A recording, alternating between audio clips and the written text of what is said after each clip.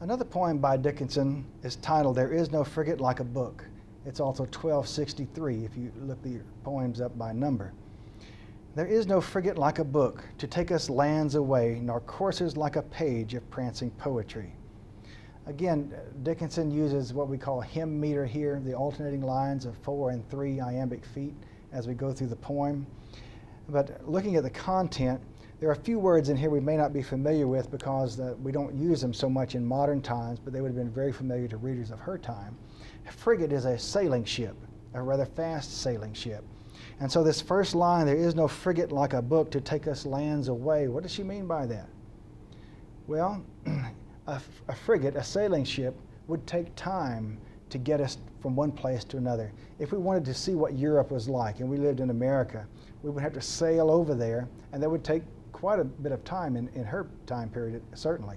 Or we could pick up a book and we could read about Europe, and we can be there instantly and still get a pretty good idea of what it's like. And this is the comparison that she's trying to make through the poem. Look at the third line, nor any coursers like a page. A courser is a horse, a trained horse. And what she's saying here in the lines 3 and 4, nor any coursers like a page of prancing poetry. The courser, the horse, can take us someplace also, but again, we can go places through poetry, what we read as well.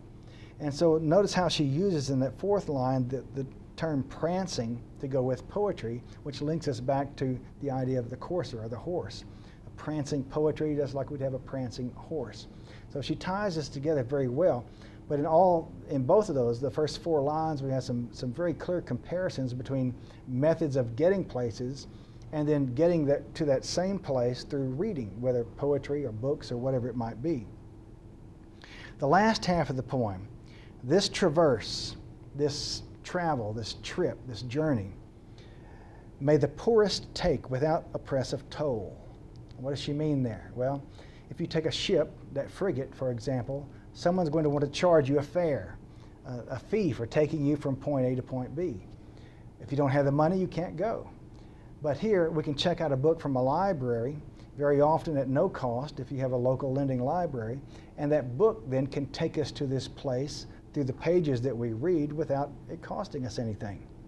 So then the last 2 lines, how frugal is the chariot that bears the human soul. So that we can be, in a sense, transported to places through our reading without having to pay anything to get there.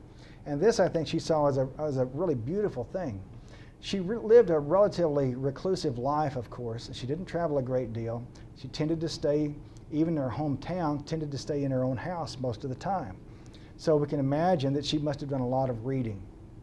And then this takes her to places to visit. She does it virtually, in a way, through her books and through the poetry and the other things that she reads, and in a way through her own writing as well. And this is how she traveled. This is how she saw the world, because she didn't get out and travel much on her own.